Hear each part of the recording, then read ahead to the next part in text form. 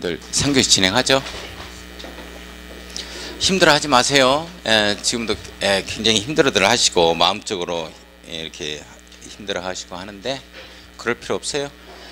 우리 많이 보았던 지문에 70% 이상 출제되니까 그 내용에 충실하게 탐만해 주면 됩니다. 편안하게 가서 보세요. 자, 그러면 10월 27일 우리 자격증 찾아옵니다. 그렇게 할 수 있도록 하고, 우리가 많이 보아온 지문들 여기서 출제되니까 새로운 뭐 내용을 갖다가 지금 해야 되겠다 이런 내용까지 경미한 사항들 또는 시행규칙으로 나오는 것들 이런 것까지는 안 해도 괜찮아요. 그래서 우리가 많이 보아오는 지문들 강조한 부분들이 있죠. 이런 걸 자꾸 반복해서 같이 시험장 갑니다. 우리 9월까지 해서 제가 합격 점수가 안 나오신 분이 40점이 안 나오신 분이 뭐 합격한 사례도 있다 그랬죠. 그런 케이스도 있어요. 그러니까 지금부터 이제 열심히 하면 돼. 지금부터 충분하다. 시험 아주 충분히 남았잖아요. 내일 모레 보는 것도 아니고 아직도 아직 한 두어 달 더 남았잖아요. 왜? 안 남았어? 지금부터 하면 되지. 두 달이면 충분하지 뭘 그래. 공법만? 그렇구나. 우리 스님들 또 다른 과목까지 해야 돼? 그래도 다른 과목도 뭐 공인중개사법 같은 경우는 조금 열심히 해서 그 한 80점 정도 나와요. 좀 우리 모의고사보다 쉽게 나옵니다. 공인중개사법 같은 경우는. 그리고 이제 이 모의고사 난이도가 비슷하게 나오는 게 이제 공법은 어렵게 낼 수가 없거든요. 꼭 그러진 않습니다. 어렵게 낸다는 얘기는 뭐예요? 우리 뭐 기본서에 없는 내용이 나온다는 거나 뭐 시행규칙이나 경미한 사항들 이거 내면 어렵게 나온 거거든요. 이제 그런 문제가 들어가기는 해요. 그래서 시험 문제 난이도는 모의고사 난이도가 똑같다 이렇게 생각해. 그래서 모의고사 60점 이상 맞으신 분은 그 학기장에 가서 그 60점 이상 나와요. 걱정할 거 없어요. 오히려 22.5 나오신 분이 한 40점 나오기도 하고 하니까 걱정할 거 없다. 떨어지는 거 없어? 뭐예요? 점수가 더 안 나오거나 그러질 않아요. 공법은 더 이상 나왔으면 나왔지. 자, 한번 봐요. 175쪽 불안해 우리 선생님들. 그래서 모의고사도 봐. 시험이다 생각하고 봐.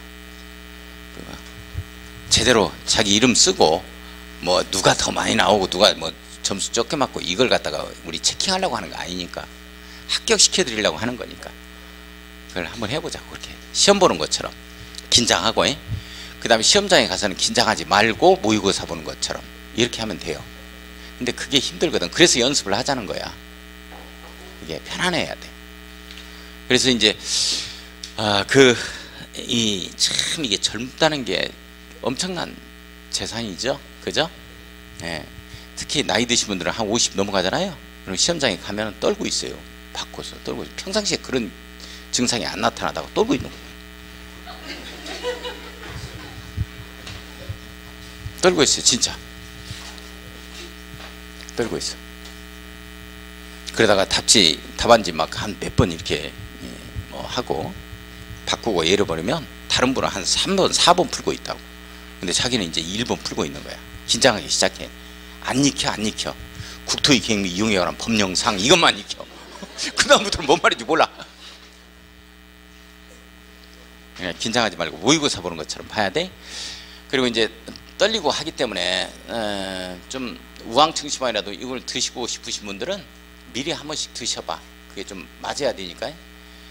한 번도 먹어본 적 없다가 그날 아침에 커피하고 같이 먹어가지고 배가 뒤틀려가지고 화장실 왔다 갔다 하고, 그래 이제 그 시험 본다, 내일 시험 본다 하면 오늘은 좀 일찍 자야 돼. 일찍 안 자고 그냥 평상시처럼 해야 돼. 평상시처럼 해야 돼. 평상시처럼. 내일 시험 보니까 내가 일찍 좀 자야 되겠다 해서 일찍 잤는데 2시간 자고 나서 깨가지고 이제 잠이 안 오는 거야. 그것 때문에 스트레스 받아가지고 새벽 5시에 잤는데 일어나니까 9시야. 이런 분이 꼭 학원마다 한 분씩 나오긴 해요. 광주는 뭐 없는 걸로 알고 있습니다. 그런 분들이 안 나온 걸로 알고 있는데 한 번씩 나와요. 꼭 그런 분들이. 그래 시험을 못 보신 분들이 있습니다. 그렇게 긴장하지 마. 평상시에 긴장 안 했다시피 그렇게 해. 그냥 편안하게 가. 그리고 우황청심환 같은 거 먹어보려면 미리 먹어보세요. 그러니까 이번 주 한번 먹어보고 체질에 맞는다 하면 또 먹고 그런 것이지, 어쩌다가 한번 커피도 졸리면 안 되니까 그날따라 커피도 안 마시는 분이 한 2잔 마시고 우왕장씩만 먹고 화장실 왔다 갔다 하고 하시는 분들 많아요. 자 175쪽 평상시처럼 가는 겁니다. 하고, 그러니까 내가 새벽 1시까지 공부했다 막 1시까지 공부하고 그날 가는 거예요. 뭐 그날이 별날이야? 일찍 8시부터 밥 먹고 바로 자가지고 9시에 일어나가지고 이제 잠이 안 와서 뒤틀거리는데, 아무튼 잠 안 와서 스트레스 받고 또 그래가지고 안 됩니다. 평상시처럼 하세요. 자 175쪽. 평상시처럼 공부 안 했나? 자 175쪽 가요. 주택법. 자 오늘 주택법 하는 분량이 한 주택조합까지만 하게 될 건데요, 여기 이제 한 3문제에서 4문제가 출제가 돼요. 요게 오늘 하는 분량이. 자 잘 잡아야 되겠습니다. 자 1번 주택이란 동그라미 치죠. 세대의 구성이 장기간 독립된 주거생활을 할 수 있는 구조야 용도야? 구조상 분류 들어가는 거야. 그러니까 여기에는 이제 부속 토지까지를 말한다 또 이렇게 나오게 하거든요. 근데 건축법에서는 용도상 분류야. 용도상 분류. 자 구조 동그라미 쳐. 이걸 용도로 된 해부를 만듭니다. 건축물의 전부 밑줄 일부 밑줄 그 부속 토지 밑줄고요. 꼭 시험 문제는 주택법상 주택은 부속 토지는 주택이 아니다 이렇게 나와요. 그러면 틀려요. 부속 토지까지를 뭘로 본다? 주택으로 본다. 이를 단독주택과 공동주택으로 구분합니다. 단독주택 네모, 공동주택 네모. 자 시험 문제가 단독주택, 공동주택, 주상복합주택으로 구분한다 그랬어요. OX, X. 주상복합도 공동주택에 해당이 됩니다. 자 준주택이라는 동그라미 치고, 주택 유효 건축물과 부속 토지입니다. 밑줄거요. 자 그러면 시험 문제가 이렇게 떠요. 준주택이라 하면 주택인 건축물과 부속 토지로서 기숙사, 다중생활시설 이런 것들을 말한다 그랬어요. OX, X야. 준주택은 어디까지나 주택이다 아니다? 아니다. 주택이 아닌 건축물이에요. 주택인 건축물이 주택이라고 그러지 왜 준주택이라고 그래? 이해 가요 지금? 뭐가 중요한지? 자 중기다 노죠? 중기다 노. 기숙사, 다중생활시설입니다. 다중생활시설은 바닥면적 500제곱미터 이상을 숙박시설이라고 그러고 500제곱미터 미만의 다중생활시설을 이종건설이라고 그래요. 자 이종이 됐든지 숙박시설이 됐든지 다중생활시설은 무조건 준주택에 해당이 됩니다. 규모에 상관없어요. 내용 이해 가요? 노인복지주택 오피스텔입니다. 중기다 노입니다. 이거 유효주셔야 돼요. 별표 쳐놓고. 자 공동주택 밑줄 긋고 동그라미 2번 아파트 연립주택 다세주택 세 가지를 말합니다. 밑줄 그어요. 회원제출. 자 그런데 여기는 기숙사가 해당이 없죠. 공동주택이 아닙니다. 구조상 분류 들어가니까 기숙사가 주택구조로 되어 있느냐 하는 거죠. 그래서 건축법은 용도상 분류 들어가니까 기숙사가 공동주택에 해당이 되는데 여기는 기숙사가 공동주택에 해당이 안 돼요. 구조상 주택구조가 아니니까. 자 세대 구분형 공동주택입니다. 네모 엮어놓고 자 세대 구분형 공동주택 요게 이제 원래 2005년도 2006년도를 거치면서 지나면서 말이죠. 1, 2인 가족수가 급증하게 되어지죠. 그래서 이제 그 소형주택이 인기가 있게 되어집니다. 그러다 보니까 전부 다 소형주택만 짓는 거야. 그러니까 대형평수는 인기가 없어요.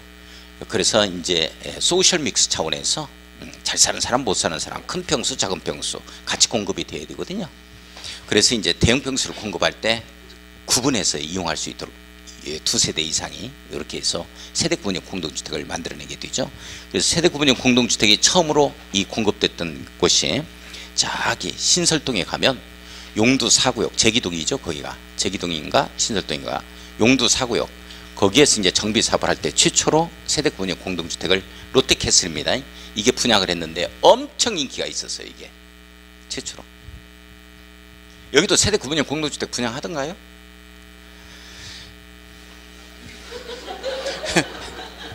공부하느라 모르죠? 지방에도 이게 서서히 지금 들어오고 있습니다. 자 공동주택의 주택 내부 공간의 일부를 자 어디가 중요한가 봐요.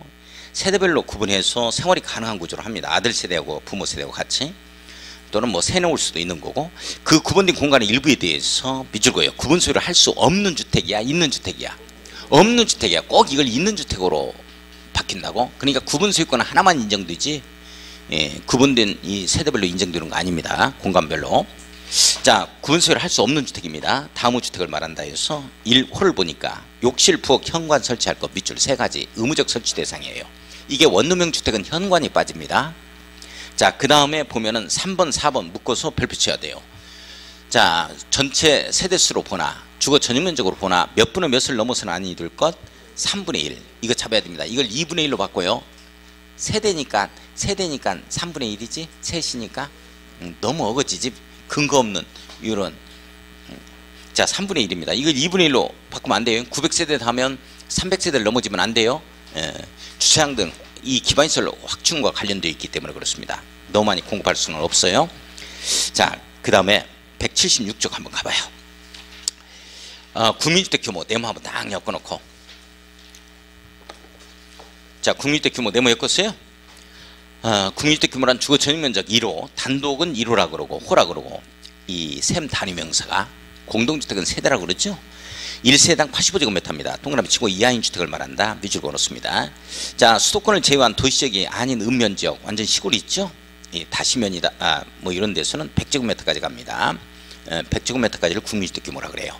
자 이 말은 무슨 말이냐 100제곱미터까지 주택 도시기금의 자금을 지원받습니다. 시골 같은 경우에는 자 동그라미 4번 별빛 크게 치고 이거 잡아주셔야 돼요. 국민주택이라는 말 네모 엮어놓고 자 국민주택 이거 잡아주셔야 됩니다. 국민주택이라는 네모 다음 항목 어느 하나에 해당하는 주택으로서 국민주택 규모 이하인 주택을 말한다. 국민주택 규모 이하인 주택 밑줄 긋고 자 여기에 가나 딱 묶어요. 여기 끝에는 가와 나목 뒤에는 반드시 뭐가 걸려야 되냐면 국민주택 규모 이하가 걸려야 됩니다. 내용 아시겠어요? 예. 자 가목을 보면 누가 사업주체가 누구냐 공공사업주체가 지어야 돼요. 그러니까 국지한지죠. 자 국지한지가 짓는 주택으로서 반드시 뒤에 뭐가 걸려야 돼요? 국민주택 규모 이하다 이렇게 되어지겠네요. 국민주택 규모 이하 이 말이 붙어야 돼요. 자 나목 갑니다. 나목은 돈줄이에요. 돈줄 이렇게 써놓습니다. 돈줄이 어디에서 나왔느냐에 따라서 국민주택이다 아니다가 판가름이 나는 거죠. 자 국가나 지방자치단체의 재정입니다. 밑줄 그어놓고 행정청의 돈줄이죠. 자 그 다음에 주택 도시기금 밑줄 그어요.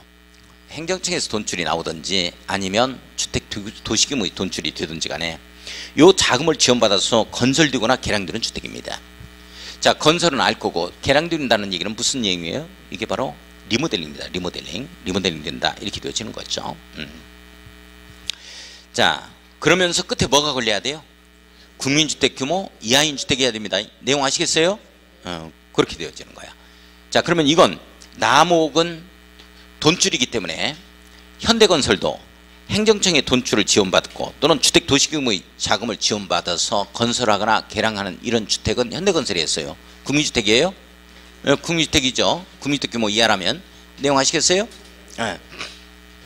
자 민영주택 네모일까요? 민영주택이란 국민주택을 제외한 주택을 말한다 이렇게 나와야 돼요. 자 시험 문제가 민영주택이라 하면 민간 건설 사업주체가 건설한 주택을 말한다. 그래서 OX X 민간 건설 사업주체도 돈줄을 행정청에서 돈줄의 재정을 지원받거나 주택도시기금으로 자금을 지원받아서 국민주택 규모 이하로 지게 되어지면 그건 민영주택이 아니고 이게 국민주택에 해당이 됩니다. 정리돼요? 자 도시형 생활주택입니다. 도시형 생활주택에 네모 딱 엮어놓고 300세대 미만입니다. 밑줄 그어요. 원래 150세대였는데 300세대로 이 기준이 완화됐어요. 300세대 미만. 왜 규모의 제한을 둘까요? 도시형 생활주택은 이게 주거환경이 좀 열악한 이러한 주거단지거든요. 그래 도시형 생활주택을 많이 짓게 되면 나중에 이 세대수 제한을 안 해버리면 나중에 그게 이제 노후불량 건축물이 됐을 때 우범지대와 우려도 있고 좀 그게 사회적 문제가 발생을 해요. 그래서 규모의 제한을 받고 있습니다. 자 규모의 제한을 받는 게 도시형 생활주택입니다. 몇 세대 미만이다? 300세대 미만이다. 그러면서 국민주택 규모에 해당하는 주택입니다. 밑줄 그어놓고 국민주택 규모에 해당하는 주택이야? 국민주택이야? 규모에 해당하는 주택이라는 얘기죠. 전용면적 85제곱미터 이하짜리만 있어요. 도시지역에 건설하기 때문에. 따라서 도시형 생활주택은 전용면적이 90제곱미터인 도시형 생활주택이 있을 수 있다 없다? 아예 없는 거야. 지금 내용 정리돼요? 자 해당하는 주택으로서 도시지역에 건설합니다. 그러니까 계획관리지역에 도시형 생활주택을 짓겠다고 주택도시기금을 갖다가 지원받기 위해서 관공서에 갔어요. 말이 된다 안 된다? 안 된다 이렇게 되어지는 거야. 도시지역에만 건설됩니다. 형형형 세 가지죠. 단지형 연립, 단지형 다세대, 원룸형 주택입니다. 형형형 외워주셔야 돼요. 자 도시형 생활주택 세 가지 단지형 연립, 단지형 다세대, 원룸형 주택, 형형형. 원룸은 단지를 이룰 수가 없습니다. 단지형 원룸 주택 해버리면 틀려요. 내용 이해 가요? 자 도시형 생활주택은 거기에 네모 엮어놓고 분양가 상한제를 적용받지 않습니다. 도시형 생활주택은 주로 역세권에 들어오거든요. 자 거기 그래서 땅값 비싼 곳. 도시형 생활주택은 분양가 상한제를 적용한다 안 한다? 안 한다가 됩니다. 또 도시형 생활주택은 원래 주택법에 의해서 감리자를 지정할 때는 사기익 승인권자가 감리자를 지정하는 것입니다. 말은 이 도시형 생활주택은 감리자 지정을 건축주가 합니다. 건축주. 내가 도시형 생활주택 짓겠다. 학원 뒷골목에서 이렇게 되어지면 내가 돌아다니면서 건축사를 감리자로 지정해야 돼요. 건축주가 지정하는 겁니다. 그 내용이 좀 달라요. 자, 1호를 보겠습니다. 하나의 건축물에는 네모였고요. 도시형 생활주택과 그 밖의 주택을 함께 건축할 수 없다. 밑줄 그어놓고 동그라미 1번. 자, 도끼 가지고 논다. 자, 하나의 건축물에는 도시형 생활주택과 기타 주택 안 된다 그랬죠. 도끼 가지고 논다. 이해 가요? 단지를 이루고 있는 단지형 연립과 단지를 이루고 있는 단지형 다세대, 이것이 원룸형 주택과 안 된다. 자, 형들이 막내하고 안 놀아준다. 이 막내 원룸은 단지를 이룰 수 없습니다. 그래서 함께 건축할 수가 없어요. 내용 이해 가요? 자, 이걸 가는 겁니다. 자, 단지형 연립주택, 단지형 다세대주택과 원룸형 주택을 함께 건축할 수 없다. 밑줄 동그라미 2번입니다. 자, 형들이 큰형 작은형이 막내하고 안 놀아준다. 뭘 가지고 노니까? 도끼 가지고 노니까. 이렇게 되어지는 거죠. 자, 그러면서 막내가 가출을 해요. 원룸형 주택이 가출을 합니다. 막내가 가봤더니 어디에서 놀고 있어요? 주인집에서 놀고 있는 거죠. 주인집이 전용면적 얼마? 85제곱미터입니다. 85제곱미터를 초과하죠. 초과하는 주택 한 세대입니다. 이 한 세대 주택이죠. 예, 한 세대는 건축할 수 있다. 에 걸립니다. 내용 됐어요. 자, 그 다음에 원룸이 또 찾으러 가니까 주인집 가니까 주인집이 없어요. 그래서 원룸, 반드시 원룸이 기준이 돼야 돼요. 원룸형 주택이 어디가 있어요? 땅값 비싼 곳, 준주거 지역이나 그 다음에 상업지역이죠. 강남역 5번 출구. 여기에서 형들이 안 놀아주니까 형 친구들하고 놀고 있다. 이렇게 잡아간 거죠. 형 친구들. 형 친구들이 바로 도시형 생활주택, 외의주택입니다. 외의주택이죠. 외의주택. 이것 가지고는 함께 건축할 수 있다. 세대수 상관없습니다. 이게 바로 주거용 오피스텔이라고 그랬어요. 이게 역세권에서 많이 공급됩니다. 했죠? 이거 외워주셔야 돼. 시험 문제 나오니까. 예. 자, 다만 동그라미 치고 다음의 경우는 예의로 한다. 원룸형 주택 네모. 주거전용면적 85제곱미터를 초과하는 주택 한 세대 밑줄. 이게 주인집입니다. 자, 나무가요. 준주거지역 상업지역에서 밑줄 거예요. 자, 원룸형 주택 네모. 땅값 비싼 곳 강남역 5번 출구라고 그랬습니다. 도시형 생활주택 유효주택을 함께 건축하는 경우 밑줄. 형 친구들하고 함께 놀고 있다. 형이 안 놀아주니까. 형 친구들. 주거용 오피스텔이라고 그랬어요. 자, 원룸형 주택 들어갑니다. 자, 원룸형 주택 네모. 자, 아파트 연립 다세대로서 다음의 요건을 모두 갖춰야 원룸입니다. 가나다라 묶어놓고. 자, 과목을 보니까 욕실 부엌을 설치해야 됩니다. 밑줄. 여기 현관이 있어요, 없어요? 없죠. 욕실 부엌을 갖다가 설치해야 되고.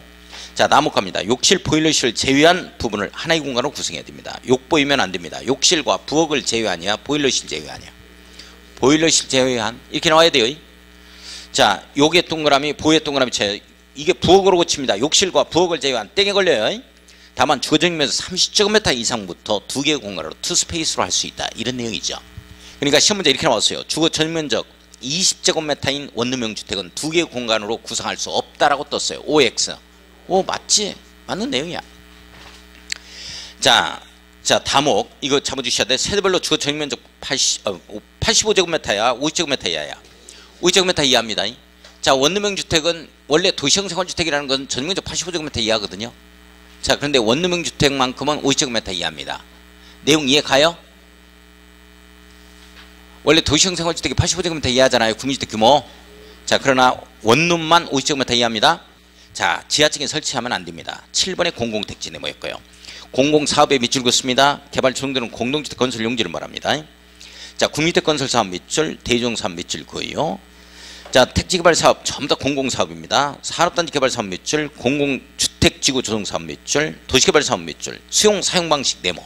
환지 방식 해당 사업 없어요. 환지 방식은 우리가 조합을 결성해서 하죠. 민간 택지입니다. 공공택지라고 볼 수가 없어요. 우리 정비 사업에 의해서 건설되는 공동주택 건설 용지도 민간 택지로 봐야죠. 우리 조합 결성해서 우리가 하는 거니까 재개발 사업, 재건축 사업 등. 예.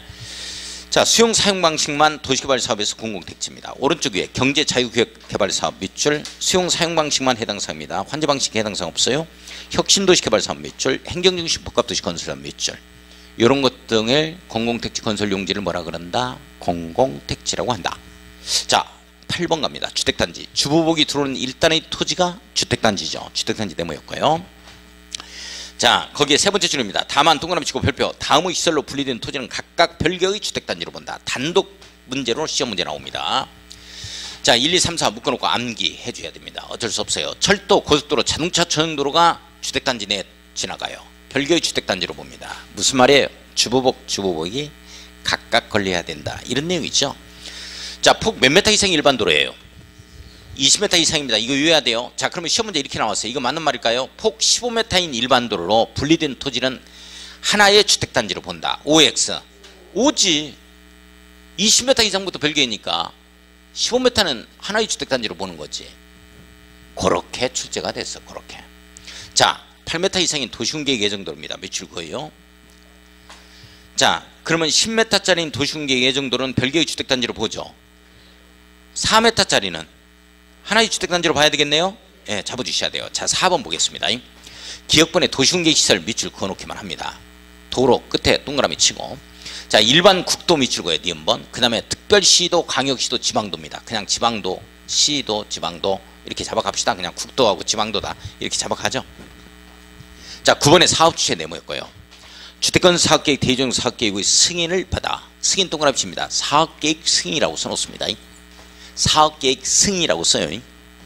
자, 사업계획 승인을 받아 그 사업을 시행하는 다음의 자를 말한다. 이렇게 나오죠. 사업계획 승인을 받는 자를 뭐라 그러냐면 사업주체라고 표현합니다. 자, 그러면 건축법에 의해서 허가받는 자를 뭐라 그랬어요? 건축주라고 하죠. 그죠? 여기에서는 사업주체 이렇게 표현됩니다. 자, 국가 뭐 이런 말 뒤에 이제 우리 등록사업주체에서 한번 봅시다. 자, 10번, 11번 묶어서 서로 연결해서 별표 치고 이거 구분해야 돼요. 단독 문제로 나옵니다. 자, 부대시설 네모. 자, 주택에 딸린 부대시설을 얘기하죠.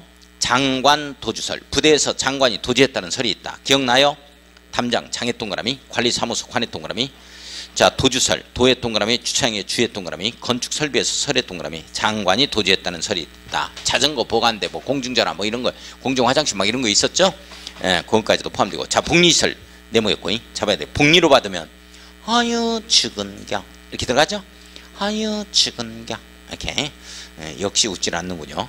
자, 어린 놀이터 어에 동그라미 쳐요. 자, 그 다음에 유치원 유에 동그라미 칩니다. 주민운동시설이에요. 저 주민운동시설 커뮤니티 공간이라든지 뭐 이런 것들 전부 다 여기에 해당이 됩니다.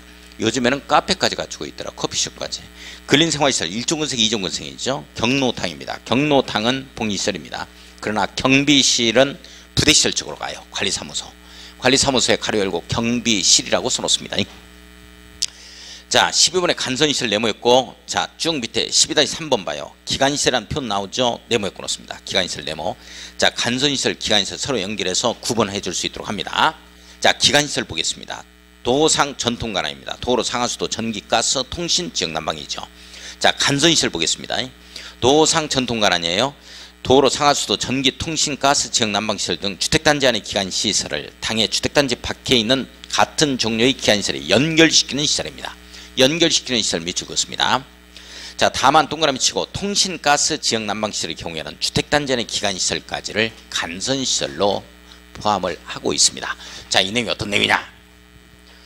자, 기존에 도로, 이 밑에 상하수도 깔려있겠죠. 전기, 통신, 가스, 난방입니다. 주택단지 떨어져서 주택단지가 이렇게 조성이 되죠. 여기에도 도로, 상하수도, 전기, 통신, 가스, 난방 여기 들어가겠죠. 전부 다 이런 걸 뭐라 그러냐면 기간시설이라고 합니다. 자, 기간시설인데 이 기간시설 중에서 이어줘야 되잖아. 이걸 여기까지 이어주는 이 도로, 상하수도 이렇게 이런 기간시설을 뭐라 그러냐면 간선시설이라고 합니다. 내용 이해 가요? 그런데 통관한 만큼은 여기까지를 포함해서 간선시설로 보는 거야. 통관한 세 가지 끝에 나오는 거. 자, 그런 내용. 자, 넘어갑니다. 178쪽 갑니다. 자, 178쪽에 주택조합이라는 표현 나오죠. 네모였고 놓습니다. 주택조합 세 가지입니다. 찌직리죠. 주택조합 세 가지 지역주택조합, 직장주택조합, 리모델링 주택조합. 찌직리 잡아야 돼요. 자, 14번 리모델링 네모였고 놓습니다. 별표 딱 치고. 자, 건축물의 노후와 억제 또는 기능 향상 등을 위한 다음 어느 하나에 해당하는 행위를 말하는데요. 자, 대손 나오죠. 가로 열고 10년 경과라고 써놓습니다. 건물 지어지고 나서 10년이 경과되면 대손할 수 있습니다. 그 다음에 나, 다, 라 딱 묶어 놓습니다. 나, 다, 라 묶어서 일부 증축이라고 일단 써요. 일부 증축은 15년 경과입니다. 15년 경과해야 증축이 가능합니다. 뭐 세대수를 갖다가 증가하는 증축도 가능하죠. 수직 증축도 가능하고 15년이 넘어져야 됩니다. 단순 대수는 10년이 넘어지면 되고. 자, 나목 보겠습니다. 사용검사일 사용승인일부터 15년 동그라미 쳐요. 경과된 공동주택을 각 세대의 주거천역면적 30% 이내입니다. 30% 이내 네모였고요. 자, 50평이다 하면 5, 35에서 15평 이내에서 증축이 가능하다는 얘기죠.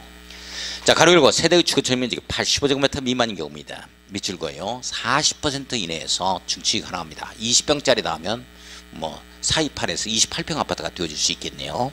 40% 동그라미 쳐요. 원칙은 30%. 그러나 85제곱미터 미만이라면 40% 이내에서 증축이 가능합니다. 이 경우 밑줄 거예요. 공동주택의 기능 향상 등을 위하여 공용 부분에 대해서도 별도 증축이 가능하다. 밑줄 그었습니다. 공용 부분에 대해서는 별도 증축할 수 없다라고 떠요. 그러면 틀리죠? 자, 다목 보겠습니다. 세대수 증가의 리모델링 네모였고요. 세대수를 증가시키겠다는 거죠. 자, 이에 따른 각 세대의 증축 가능 면적을 합산한 면적 범위에서 30% 이내 범위에서 40% 이내 범위에서 이 내용이거든요. 기존 세대수의 15%입니다. 기존 세대수의 15% 이내 네모였고 별표 칩니다. 세대수를 증가하는 증축행위가 가능합니다.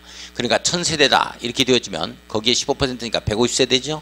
150세대까지 증축이 가능합니다. 1150세대까지 가능하다는 얘기예요. 자, 그런 내용이고. 자, 라목 보겠습니다. 다만 수직으로 증축하는 수직 증축형 리모델링입니다. 네모 수직 증축형 리모델링은 건축물 공동주택 맨 꼭대기층에 올려버리겠다는 뜻이에요. 다음의 요건을 모두 충족하는 경우로 한정합니다. 최대 3계층 이하까지 증축이 가능합니다. 자, 가로 열고 14층 이하인 경우는 2계층입니다. 그러면 15층 이상인 경우는 3계층까지 수직 증축이 가능하다는 얘기죠. 그죠? 자, 지구단위 계획 때문에 그렇습니다. 이게 리모델링 대상 건축물의 구조도를 보유하고 있어야 됩니다. 구조도. 구조도니까 뭐예요? 도면이죠? 구조 도면을 얘기하는 겁니다. 자, 15번 보겠습니다. 에너지 전략형 친환경 주택 네모였고 놓습니다.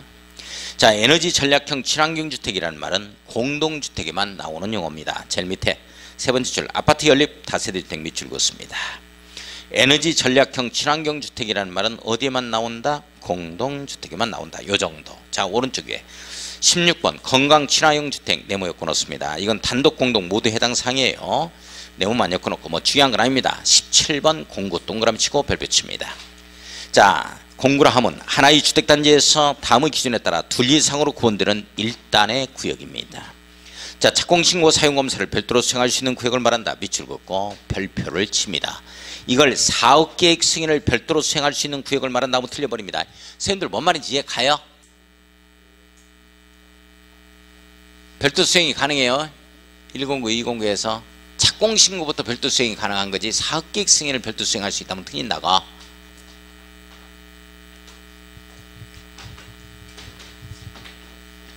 자, 우리 주택법 배우면 H건설회사가 800세대 아파트를 짓겠다 이렇게 되잖아요. 그죠? 사업계획 승인 받는 자를 뭐라 그랬어요? 사업주체라고 한다. 사업주체는 허가받는 게 아니야. 사업계획 승인 받는다. 이렇게 사업계획 승인을 받고 다음 주에 이걸 정리할 거예요. 자, 착공을 해 들어갔죠? 우리 건축법에서는 2년 내 착공, 주택법에서는 5년 내 착공입니다. 5년. 자, 정당한 사유가 있다면 1년 연장 가능합니다. 이것 가지고 무지하게 냈어요. 2년 연장, 3년 연장 이렇게. 준공하게 되어지면 사용검사를 받습니다. 사용검사. 이걸 나눠서 하자 할 때 109, 209를 나누자 할 때 말이죠. 109, 209를 나누자 할 때는 여기부터 착공신고 사용검사 여기부터 별도 수행이 가능하지 여기는 별도 수행할 수 있었다 하면 틀려. 한꺼번에 받는 거야. 자, 그 다음에 갑니다. 1번 다음 어느 하나에 해당하는 시설을 설치하거나 공간을 조성해서 6m 이상입니다. 밑줄 거예요. 8m에 6m야. 6m죠. 자, 이상의 폭으로 공간 경계를 설정해야 되고 도로라든지 무슨 단지 내 도로라든지 옹벽 축대라든지 조경 등을 쉽게 해서 할 수 있습니다. 자, 그 다음에 2번 봐요. 쭉 밑에 공급별 세대수는 몇 세대 이상으로 해야 된다? 300세대 이상입니다. 밑줄 긋고 전체 세대수가 몇 세대 이상이라면 600세대 이상이라면 나눠진 세대수는 공급별로 300세대 이상이 한다. 자, 임대주택 네모였고요. 공공임대주택 밑줄 긋고 민간임대주택 밑줄 긋습니다. 자, 우리 국제한지 등의 임대주택을 건설했다. 이건 공공임대주택이고 부영 아파트가 14평 아파트 임대주택을 건설했다. 민간 임대주택이겠죠. 뭐 그 정도. 자 19번 토지 임대부 분양주택 네모였고요. 잘 보세요. 토지 임대부. 임대하는 건 토지야 주택이야? 토지겠지. 분양하는 건 토지야 주택이야? 그렇지. 그러니까 우리가 갖는 건 주택을 갖는 거고 토지는 이게 광주광역시에서 광주도시공사가 갖는 거야. 내용 이해 가요? 땅은 토지 임대부 분양주택이야. 토지는 우리한테 임대하는 거고 우리는 토지 소유권이 없어요. 광주도시공사가 갖고 그냥 분양주택에서 분양은 주택은 우리가 갖는 거고 소유권 소유자가 각각 달리 나눠서 갖는 거야. 이걸 갖다가 토지 임대부 분양주택이라 한다. 자 토지 소유권을 미치고요. 사업계획 승인을 받아 토지 임대부 분양주택 건설 사업을 시행하는 자가 가지고 광주도시공사가 가집니다. 자 건축물의 복리시설 등 미줄고요. 여기에 대한 소유권은 끝줄 봐요. 끝줄. 주택을 분양받은 자가 가지는 주택을 말한다. 밑줄 한번 그어놓습니다. 토지 임대부 분양주택입니다. 자 넘어가요. 180쪽 가겠습니다. 자 주택은 사부 등록이라는 표 나오죠. 선생님들 나와요. 자 등록 나옵니다. 연간 동그라미 칩니다. 연간 빠지면 안 돼요. 자 1년간 한 해 동안에 있어서 단독주택의 경우는 20호입니다. 밑줄. 공동주택의 경우는 20세대죠. 밑줄. 도시형 생활주택 경우 등은 원룸주택과 주인집입니다. 3세대를 얘기합니다. 3세대 동그라미. 자 이상의 주택건사업을 시행하는 자 또는 연간 동그라미 칩니다. 1만 제곱미터에 10만 제곱미터요. 1만 제곱미터에 10만 제곱미터요. 1만 제곱미터죠. 1만 제곱미터 이상의 대중사업을 시행하는 자는 국토교통장에 등록 네모했고 별표 칩니다. 내가 주택종합계획을 수립하는 데 있어 막대한 영향력을 끼치는 자들이기 때문에 연간 20채 이상을 갖다가 주택건설하는 자 1만 제곱미터 이상의 대중사업을 하는 자는 내가 너를 알고 있어야 되겠다. 나한테 등록해라. 이 내용입니다. 예. 자 다음은 다음의 사업주체의 경우는 그러하지 아니하다에 걸립니다. 다음의 사업주체의 경우는 그러하지 아니하다. 자 1, 2, 3, 4, 5, 6 딱 묶어서 맨 앞에서 묶어요. 비등록 사업주체라고 써놓습니다. 비등록 사업주체 이렇게 한번 써요. 자 비등록 사업주체 중에서 1, 2, 3 묶어요. 다시 한번 국지안지죠. 공공사업주체입니다. 이와 같은 공공사업주체는 우리 주택종합계획에 구속되는 자들입니다. 주택종합계획에 따라서 주택을 건설하거나 대지를 조성해야 돼요. 따라서 국토교통부 장관이 주택종합계획 수립하는 데 있어서 구속을 당하는 자들이다. 함께 같은 식구들이다. 이렇게 잡아주면 돼요. 따라서 별도의 등록의 의무는 없다. 자 시험 문제 어떻게 들으냐 이렇게 떠요. 한국토지주택공사가 연간 단독주택 경우 20호 공동주택 계획 20세대의 주택건설 사업을 하는 경우에도 국토교통장에 등록해야 한다. 이 지문이 떠요. OX X 한국토지주택공사는 국지한지는 등록의 의무가 없다. 이렇게 되어집니다. 자 4번 갑니다. 4번에 자 공익법인이라는 표 나와요. 공익법인 밑줄 그어놓습니다. 이게 바로 사랑의 집 지어주기 운동 헤비타트를 얘기합니다. 헤비타트죠. 헤비타트라는 말을 들어보게 될 겁니다. 우리 뉴스 시간에 헤비타트 들어봐요. 우리 뭐 LG 헤비타트, 한화 헤비타트에서 대기업들은 헤비타트 공익법이 있어요. 그래야 좀 세금도 좀 감면받고 합니다. 자 이게 공익법이 있는데 아시아의 헤비타트는 지금 어디에서 집 지어주기 운동을 하냐면 베트남에서 해요. 베트남. 사랑의 집 지어주기 운동 무주택자들에게. 베트남 가면 아주 유명한 사람이 있어요. 한국 사람으로서. 누구예요? 박항서. 이거 엄청나게 인기를 얻고 있어요. 참 일본을 이겨버렸잖아요. 베트남 축구가 일본을 이겨버렸어. 참 대단해요. 그 우리나라 사람들 베트남에 가서 그 여행하시는 분들 있잖아요. 박항서 얘기하면 한국에서 왔다 오면 대접을 잘해준다 하던데 실제적으로 그렇대요. 진짜 뭐 가게 상점에 가도 그렇고. 그리고 우리 스님들도 자격증 찾아오고 나서 베트남 쪽으로 박항서를 만나기 위해서 박항서를 그쪽으로 가세요. 바카스도 피곤하면 하나 먹고 공부 안 되면 밖에 서 있어도 되죠. 이제 그만해야지. 뭔 개그를 하는지 모르겠어. 나도 해놓고는 뭐.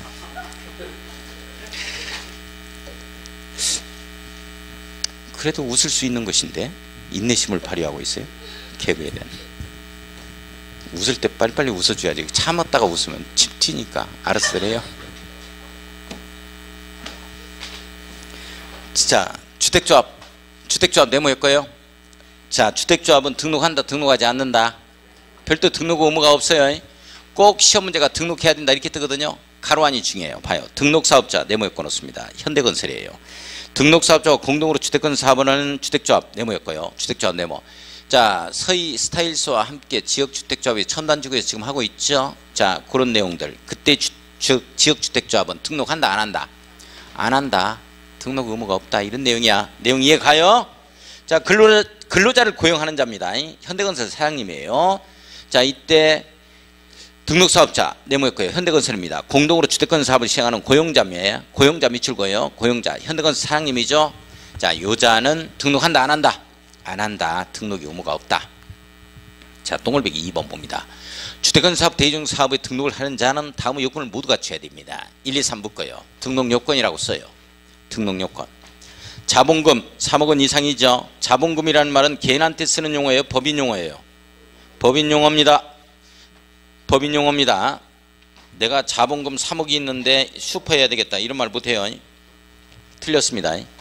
법인 용어예요. 자본금 3억 이상이라는 얘기는 법인인 경우에 자본금 3억 이상이라는 얘기입니다. 개인인 경우에는 그래도 금액을 갖다가 더 많이 해서 담보 책임을 져야 돼요. 그래서 6억 원 이상이어야 돼요. 개인은 자산평가액이라는 표현을 씁니다. 자본금이라는 표현을 못 써요. 자, 자본금 3억 원 이상이고 2번 보면 건축 분야 기술자 1인이죠. 주택건설 사업의 경우. 대중 사업은 토목공사니까 토목 분야 기술자 한 사람 이상입니다. 뭐 기사직증 하나 복사하고 해가지고 제출해요. 자, 3번 사업 수행에 필요한 사무장비를 갖출 수 있는 면적입니다. 사무실 면적이에요. 예전에는 22제곱미터다 해서 뭐 이런 것이 있었는데 지금은 그 내용이 삭제됐어요. 아무튼 사무 공간만 있으면 된다. 예, 뭐 이런 내용이에요. 책상 하나 갖다 놓고 전화기 한 대 놓고 복사기 한 대 놓고 있으면 됩니다. 팩스 하나 갖다 놓고. 자, 공동사업 주체 나오죠. 자, 동그라미 1번이에요. 토지소유자 네모였고 놓습니다. 주택을 건설하는 경우는 토지소유자 이것도 별도의 등록이 없습니다. 등록사업자 네모였고요. 현대건설 떠올려야 돼요. 공동으로 사업을 시행할 수 있다. 토지소유자와 이 등록사업자 현대건설과 같이 사업을 시행할 수 있다. 수도권에서는 이게 가장 많습니다. 각 지방별로는 주택조합이 많은데 수도권에서는 이게 많아요. 토지소유자 주로 보면 부동산 투자회사나 신탁회사들이죠. 다올 부동산 신탁회사가 토지를 가지고 있었어요. 시행자의 지위로 갑니다. 그 다음에 등록사업자 현대건설을 시공자로 선정해서 같이 했어요. 그래서 몇천 세대가 들어온 이 신시가지가 있죠. 이게 김포 고촌지구입니다. 김포 고촌지구 가면 현대 힐스테이트 단지가 엄청나게 크게 나오는데 이게 바로 토지 소유자인 다올 부동산 신탁회사하고 그리고 등록사업자인 현대건설이 사업을 공동으로 한 사업주체였어요. 자, 이 경우 토지 소유자와 등록사업자를 공동사업주체로 본다. 밑줄 긋습니다. 공동사업주체로 보는 거예요. 자, 본다야 추정한다요? 본답니다. 우리 민법에서나 추정한다는 말이 나오지 우리 공법에서는 추정한다는 말이 안 나와요. 무조건 본다. 시험 문제가 추정한다고 해서 한번 나왔다니까. 추정은 본다, 간주한다와는 좀 달리 반대 입증이 있으면 깨지죠. 그렇죠? 그래서 추정한다는 말이 가장 유효하게 나오는 게 이게 동시 사망으로 추정한다. 뭐 이런 내용이 나와요. 우리 항공기가 추락해 하잖아요. 아들하고 아빠하고 여행을 가다가 항공기 추락해서 했으면 동시 사망으로 추정한다 이렇게 나와. 그걸 갖다가 반대 입증을 하게 되면 이게 배우자가 상속권을 갖다가 많이 가져가느냐 또는 부모가 많이 가져가느냐 여기에 따라서 달라져요. 그게 엄청나게 법정으로 다툽니다. 그것 가지고도.